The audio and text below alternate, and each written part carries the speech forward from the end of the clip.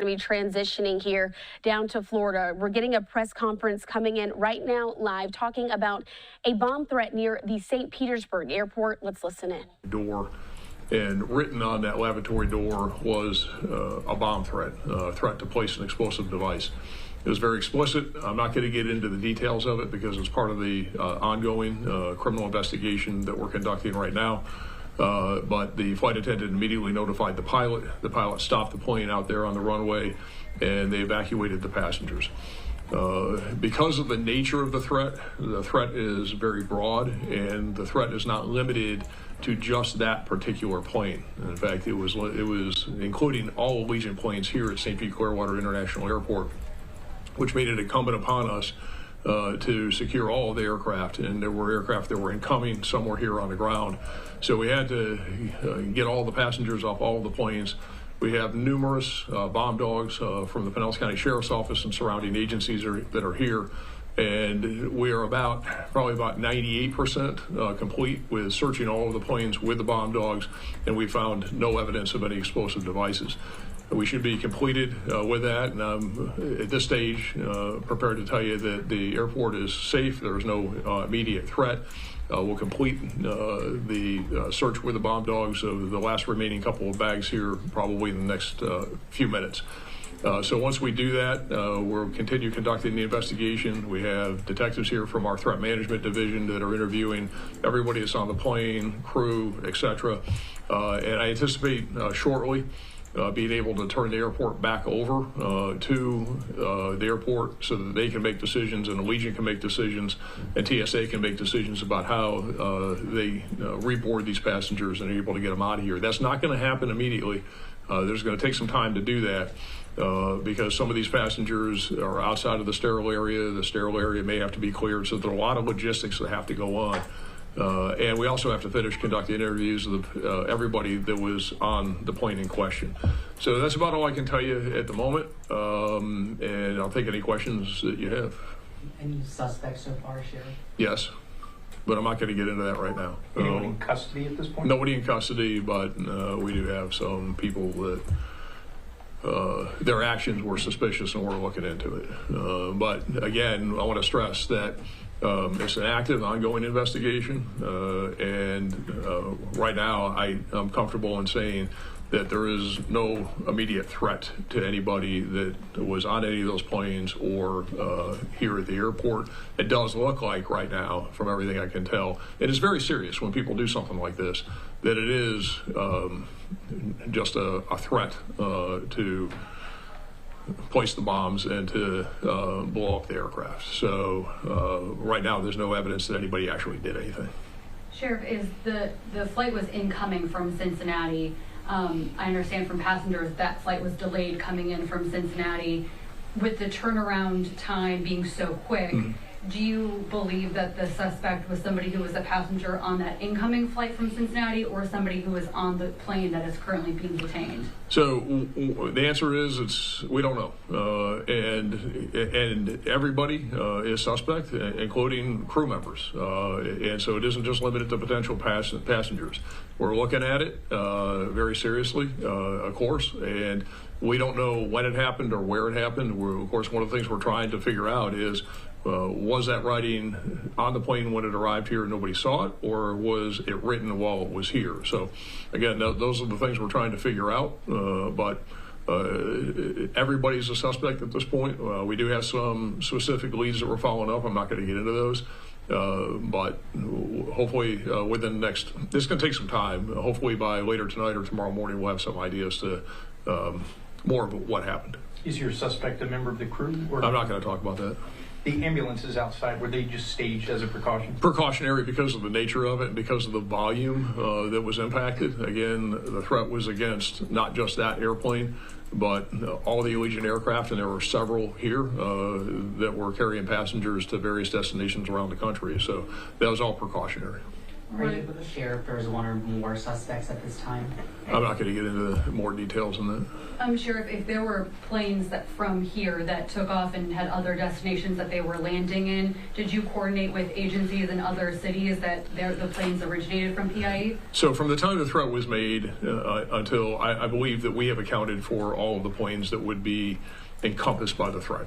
Okay. So, you know, we're want to be very cautious about this. We're doing our due diligence on it. We want to make sure everybody's safe.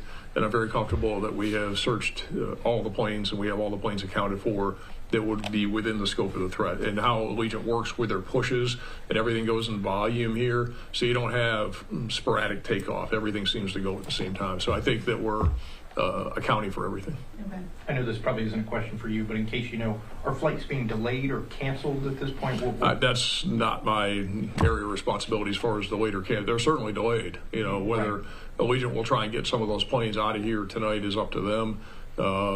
And, you know, we will work with them to, again, clear the airport as soon as possible, help them with passengers, getting people into the screening area so TSA can do its job. But there's a lot of planes here and a lot of people, and you know whether they can do that tonight, that's going to have to be an Allegiant question. Any surveillance that can be of assistance to the investigation? I'm not going to get into details. There's a lot. It's ongoing. Twofold, Sheriff. One, about how many planes did you have to clear? You know, off the top of my head, I think there's at least 6 here. Okay. Somewhere in that number, in that range. Yeah, half a dozen or so, give or take. That were here. Most of them were at the gate. Some incoming, and then we had the one that was I'll call it the in question plane that was out on the runway itself. And then in terms of the charges that somebody faces for a bomb threat, I mean, is there a heightened or is there an escalating factor when it involves aviation and the FAA? I mean, are there federal charges that you can tack on top of this? So, you know, possibly, I don't know. You know, again, we're very early in the investigation. Threatening to place an explosive device is a very serious crime, and there are escalating factors depending upon the nature of it under state law that can lead to very serious penalties, including life in prison. But it is an airport. There is some federal involvement, and whether that and what that would be is something to consider down the road. Right now, we have to conduct our investigation and see if we can establish probable cause to arrest someone before we can really get there. How disruptive, taxing, frustrating is a case like this? Yeah, off the charts, you know, and not for us as much as it is for the flying public and for the airport. You got to feel for these people who just came to the airport to get on a flight, to go about their business, to go see family, friends, take care of business, etc. And to say it's a disruption and to say it's a mess is an understatement. And we have a tremendous amount, and you can see here, we have a tremendous amount of deputies, of resources that are here, fire, EMS, the airport fire department. There's a lot of first responder resources because somebody did this. Do you train for something like this? Yeah, of course. Yeah, of course. Yeah. Sheriff, you think you touched on this, but at this point, could you say this is like a singular case, homegrown, one-man show, or is it some of them may be a part of a broader network? Don't know. Can't say. You know, and again, I would say that and I'll say this this much about it. This was not a threat that targeted an individual. It targeted the plane and the airline. So when you say homegrown, you know, again, we don't know anything more about it at this point. That's why we got to conduct the investigation. But there wasn't a named individual as a threat. Oh, I understand that the passengers on that Cincinnati flight in question are being held in a contained area right now. Is that so you can do the interviews and background checks that you need to do with all of those? Correct. We have probably 20 detectives that are conducting interviews. For most of the passengers, those are going to go very quickly. We just want to get their information, get basic background, who saw what, did they see people using the restroom, you know, just basic stuff. So, in fact, most of those are probably already completed by now. So, yes, the answer to that is that we had them separated so that we could conduct interviews as part of the investigation. Would anything even be able, like explosive device, be able to get through TSA if it does turn out to be a passenger? You know, I can't comment on that. You know, I mean, the TSA does a great job. There is no perfect in this world. Stuff happens. But again, we have no evidence of that whatsoever. At this point, based upon the searching that we've done, and I'd say thoroughly, again, I'm very comfortable. I wouldn't be standing here telling you if I thought that there was one iota of concern that we should be concerned that there's a threat to anybody here at the airport. So I'm comfortable that this was, at this point, just a threat, and that there's no evidence of an actual explosive device that was placed. Okay. So I don't anticipate that there'll be more information tonight because I think that it's going to take us all night to conduct these interviews and try and figure out what happened. We'll probably release some information as we know more, perhaps in the morning, but just for your own planning purposes, I wouldn't anticipate another press conference on this tonight. Thank you, Sheriff. Sorry. All right, we did want to get that in for you here on Live Now from Fox. We just broke away from that breaking news that just came into our newsroom that passengers on board an Allegiant flight there at the St. Pete-Clearwater International Airport were forced to deplane just moments ago after deputies investigated a bomb threat. So we're continuing to listen in as we're showing you this live image that we have there at St. Pete Beach. We did hear from those deputies and investigators there saying that this investigation, again, is very early stages. They do have some folks they consider suspects, but they are not speaking to who those people are at that point.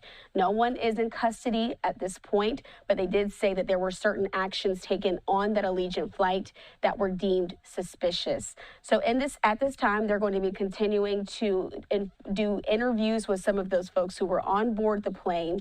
They don't anticipate any other details or any other major press conferences to come out in the next few hours, saying that they will likely get back to us with an updated press conference in the morning.